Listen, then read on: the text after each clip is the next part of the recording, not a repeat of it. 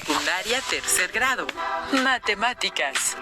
Pitágoras, las proporciones y el universo.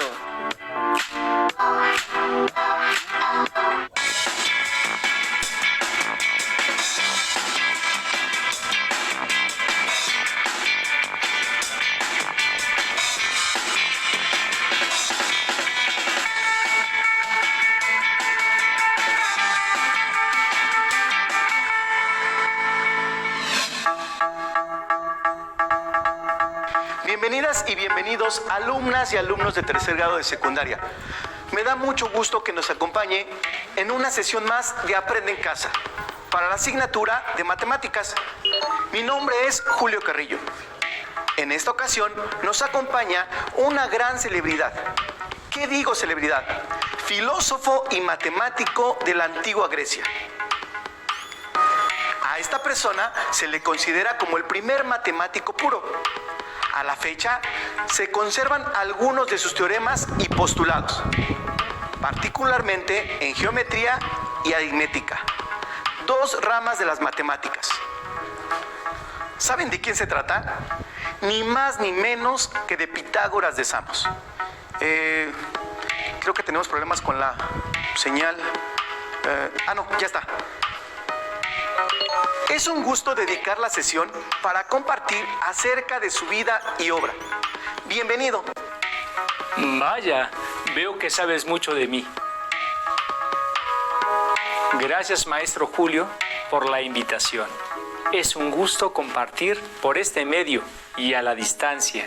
Y como siempre he dicho, aprende lo necesario para que tu vida sea más feliz. Lo mejor en todo es la justa medida. Así que reflexiona tomando como guía la recta razón. Les envío un cordial saludo a todas y a todos a quienes nos acompañan desde sus hogares. Gracias, maestro Pitágoras. ¿Podría llamarlo así durante la sesión? Claro que sí, maestro Julio. Como ya se dijo, la sesión tiene como propósito hablar de la vida y obra de Pitágoras y conocer a las matemáticas como una construcción social en donde se formulan y argumentan hechos y procedimientos aritméticos. Alumnas y alumnos, se les pide que tengan a la mano su cuaderno de apuntes, lápiz o bolígrafo y goma, para que así anoten cualquier idea o inquietud sobre las aportaciones de nuestro matemático invitado, Pitágoras. Si alguien tiene discapacidad visual, preparen hojas Leyer, punzón y regleta. Ahora sí, maestro Pitágoras, comencemos con la entrevista. Con gusto. Me encantará compartir mi historia. Tengo entendido que usted nació en el año 572 antes de nuestra era, en Samos, Jonia, una ciudad de Grecia. No, aunque por poco aciertas la fecha. Yo nací en el año 569 antes de nuestra era. Si no soy tan viejo, aunque se sabe que en los registros existen distintas fechas que aprecian mi nacimiento. Como verán, han pasado muchos años y saber una fecha exacta es un poco complicado. Dejemos pues que nació en el año 569 antes de nuestra era. ¿Y quiénes fueron sus padres? Mi padre fue Nazarco, un mercader originario de la ciudad de Tiro, en Fenicia. Y mi madre llevó por nombre Fatias, una lugareña de Samos. Tengo otros datos que llaman la atención. Por ejemplo, el nevo de nacimiento en su muslo. Maestro Julio, ¿qué dato? En efecto, tengo un lunar que llevo desde mi nacimiento. ¿Cómo lo sabe? Bueno, además de los registros, tal parece que fue uno de los distintivos, así como el dato de que usted fue considerado como uno de los primeros vegetarianos. ¿No es así? Así es. Siempre abogué por el respeto a los animales. Pero no quiero abrumarlo con estos datos.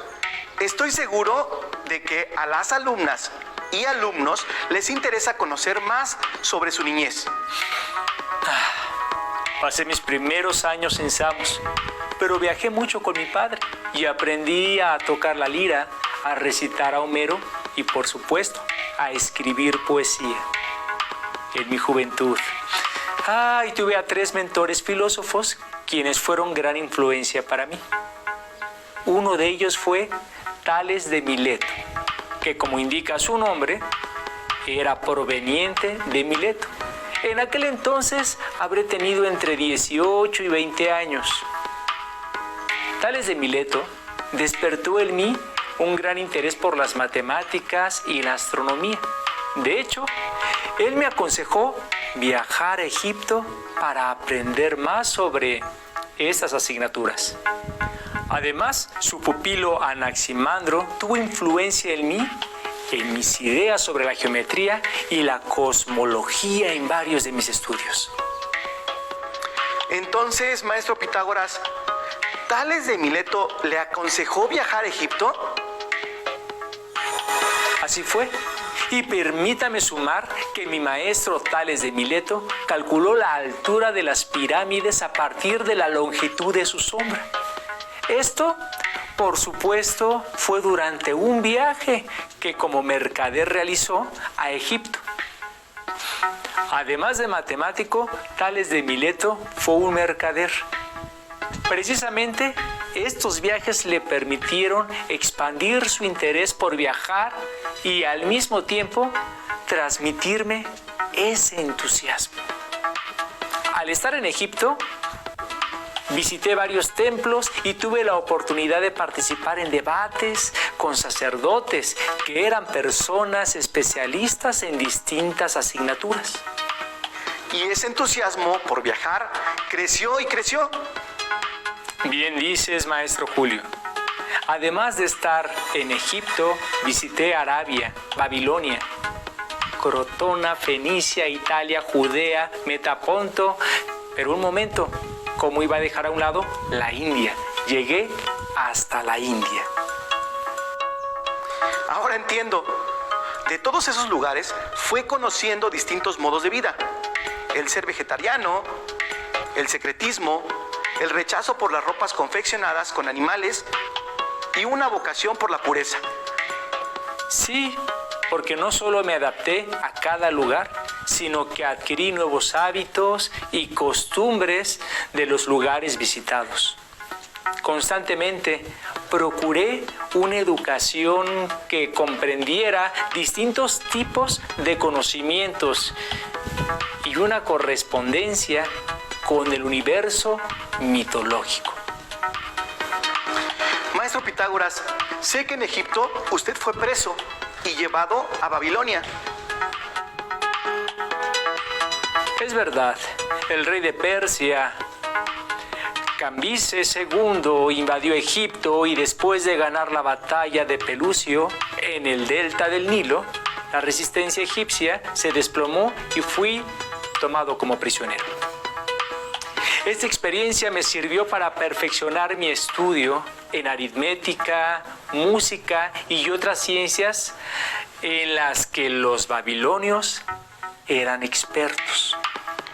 Pero fue en Italia en donde fundó su academia.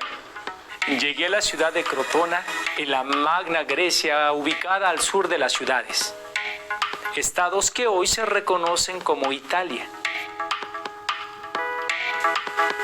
En esta ciudad italiana fundé mi academia conocida como la Escuela Pitagórica.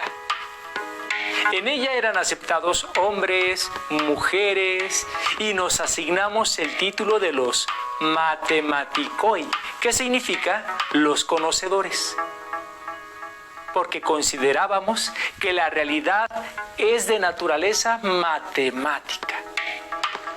Y sé que fue todo un éxito. La escuela se transformó en una comunidad que llegó a tener 300 seguidores, de los cuales algunos vivían en la misma escuela. Estos eran jóvenes dotados para el pensamiento abstracto y el conocimiento científico, y no solamente comprometidos con el cultivo de las matemáticas, sino con la totalidad del conocimiento. ¿Y qué nos puede decir sobre los acusmáticos? También asistían a la escuela pitagórica, pero vivían en sus propias casas. El nombre de acusmáticos proviene de la acústica, así como los matemáticos eran identificados como los auditores. Sin embargo, estos solo asistían durante el día y no se les exigía, como el resto de las alumnas y alumnos, que fueran vegetarianos. Entonces, si bien entiendo, maestro Pitágoras, los matematicoi estudiaban las matemáticas como lo hacen hoy en día las personas que asisten a la universidad. Efectivamente, maestro Julio. La idea era analizar los principios de las matemáticas, el concepto del número, el concepto de una figura matemática como el triángulo y otras ideas abstractas. Se sabe que usted considera que los números son la esencia de todas las cosas y que en el mundo es armónico por las proporciones aritméticas que lo gobiernan.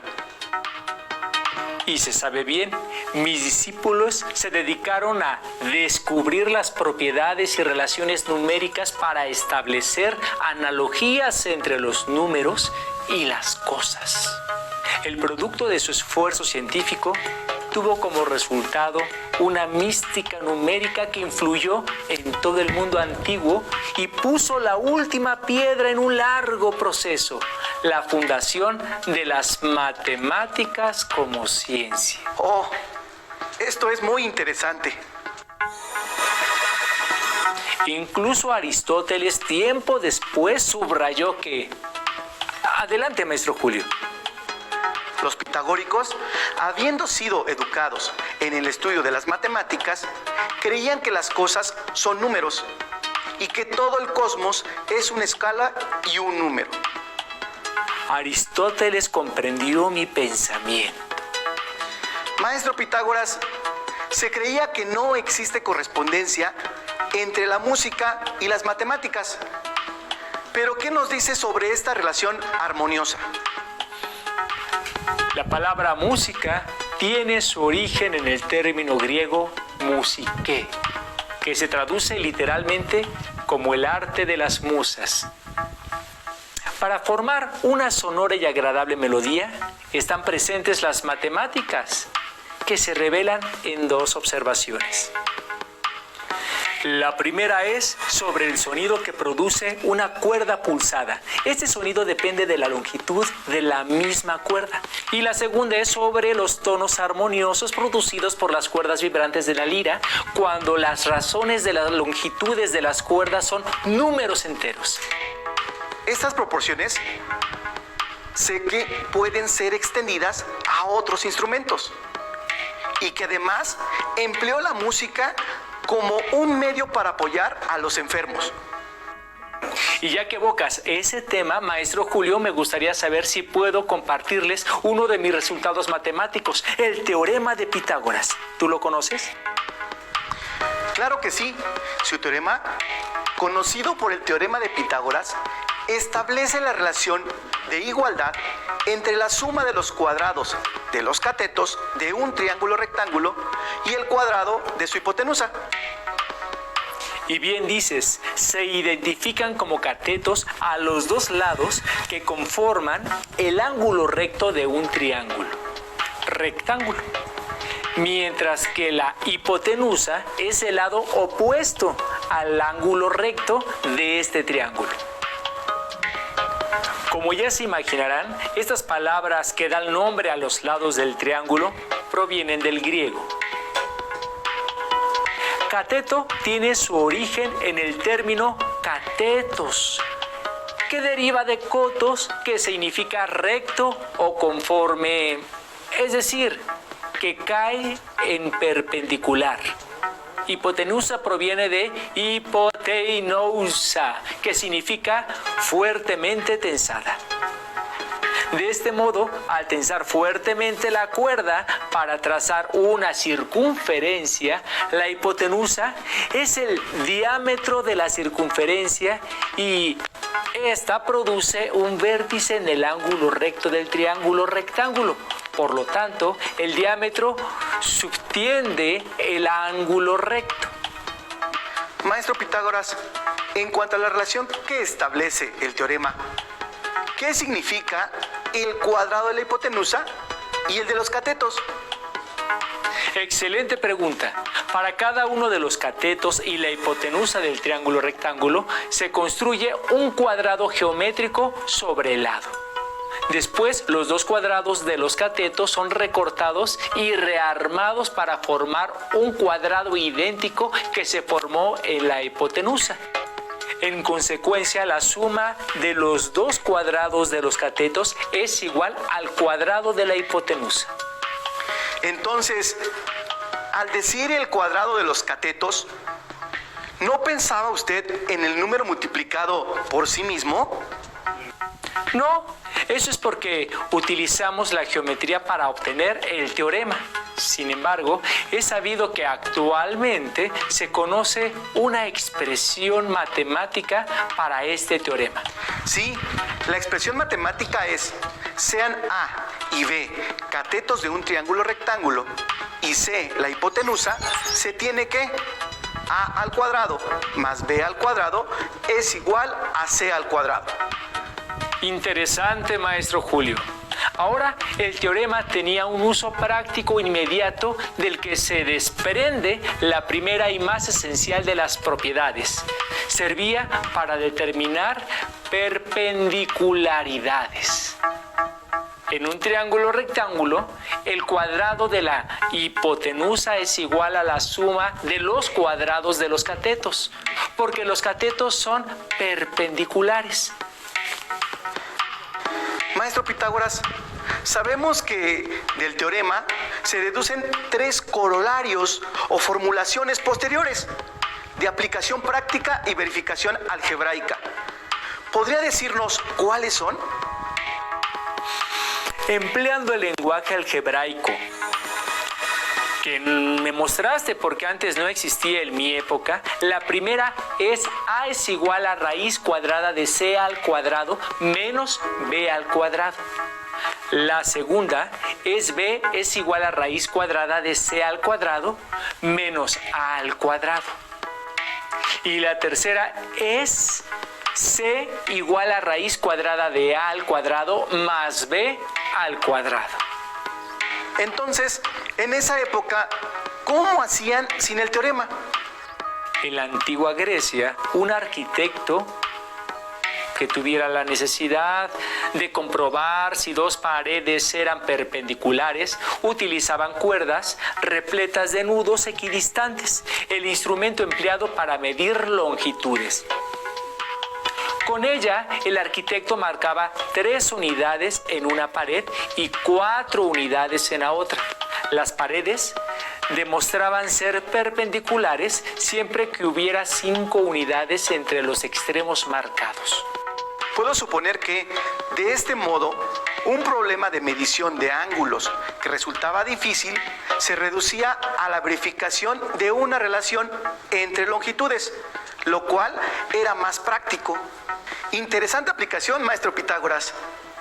Actualmente hay otras áreas de las matemáticas que se han servido de este teorema para sus cálculos. Por ejemplo, la geometría analítica plana, que tiene por objetivo hallar la distancia entre puntos de un plano cartesiano. O, en otros casos, conocer la altura de un edificio sabiendo la medida de la sombra que proyecta, tal como usted hizo con las pirámides. Así también, comprobar la distancia del punto más alto del edificio al extremo de la sombra, por mencionar algunas. Pero, ¿nos podría contar sobre otras de sus aportaciones a las matemáticas? No puedo adjudicarme a título personal estas aportaciones. Mis discípulos estudiaron diversos temas y se sumaron a la que hoy estoy por citar. La invención de la tabla de multiplicar, la construcción del pentágono regular y los 5 poliedros regulares, la existencia de los números irracionales. En la geometría descubrí proporciones tan perfectas que las describí como divinas. Además, sus discípulos fueron los primeros en establecer demostraciones matemáticas mediante el razonamiento deductivo. También se estudió la formación de los números cuadrados, partiendo de la unidad y agregando la serie ascendente de los números impares. ¿Y qué me dices de la utilización de los llamados números perfectos solo para la suma de los números enteros iguales a la suma de sus divisores? ¿Cómo está esto? Por ejemplo, el 10 era el mejor de los números al contener a los primeros 4 números enteros. 1 más 2 más 3 más 4 es igual a 10. En consecuencia, estos números escritos en número de puntos forman un triángulo perfecto. Es verdad. Como se ha demostrado, también estudié las propiedades de los números pares e impares y el número de puntos de cada patrón triangular. Asimismo, los números enteros positivos que son iguales a la suma de sus divisores propios positivos para sostener que cada número tiene su propia personalidad. Maestro Pitágoras, para concluir, me gustaría saber cómo llegó a Metaponto. Hubo una disputa en Crotona que fue atacada por Silón y aunque él era un noble de la misma ciudad, su acción me obligó a huir a Metaponto. ¿Y su escuela? Se desintegró y el alumnado escapó. Tiempo después, mi destino encontraría el mismo que el de Tales, Anaximandro y Feréquides. Fallecí a una edad avanzada, según los registros, de 94 años. Así es que, sabiendo que soy una persona de edad, acabemos con la entrevista para que pueda seguir trabajando en nuevas situaciones. Maestro Pitágoras, le agradezco su tiempo y por compartir su vida y obra. No, maestro Julio, al contrario, muchas gracias a ustedes por invitarme. ¿Algún consejo para las alumnas y los alumnos que siguen la sesión? Que sigan aprendiendo aquí en Aprende en Casa. Y como suelo decir, mide tus deseos, pesa tus opiniones y cuenta tus palabras. Hasta la próxima. Pitágoras fue el primer pensador que intentó conciliar las matemáticas con la filosofía, una de las mayores aportaciones realizadas a la civilización a lo largo de toda la historia. Desde entonces, las matemáticas han mantenido una estrecha relación con la filosofía y la ciencia, hasta el punto en el que algunos de los más grandes filósofos han sido también grandes matemáticos. De este modo, Pitágoras instauró algo nuevo en la historia del pensamiento: el método experimental y la expresión en fórmulas matemáticas de las leyes de la naturaleza. Asimismo, diseñó el llamado pentagrama místico, que se obtiene a partir de 3 triángulos isósceles iguales, que es un diagrama simbólico esencial de la geometría sagrada. En la escuela pitagórica se propuso el teorema sobre la suma de los ángulos interiores de un triángulo, que es igual a 2 ángulos rectos. Los pitagóricos también conocían la generalización establecida para un polígono con n lados, donde la suma de sus ángulos interiores es 2n menos 4 ángulos rectos, y la suma de sus ángulos exteriores es igual a 4 ángulos rectos. Alumnas y alumnos, es momento de ponerles un par de retos, los cuales pueden compartir con sus maestras o maestros de matemáticas. escriban en su cuaderno la aportación matemático Pitágoras. Y el segundo reto es reflexionar sobre la utilidad en su vida diaria sobre dos importantes aportaciones: el teorema de Pitágoras y la escala musical. Espero que hayan disfrutado tanto como yo esta entrevista. Con el trabajo de Pitágoras hemos visto a las matemáticas como una construcción social en donde se formulan y argumentan hechos y procedimientos matemáticos. Que practiquen lo aprendido. Se ha llegado al final de la sesión. Agradecemos la compañía del filósofo, matemático, astrónomo y científico, el sabio de Samos, Pitágoras. Soy el maestro Julio Carrillo. Esto ha sido todo por hoy. Hasta la próxima. Junior, ¿qué pasó?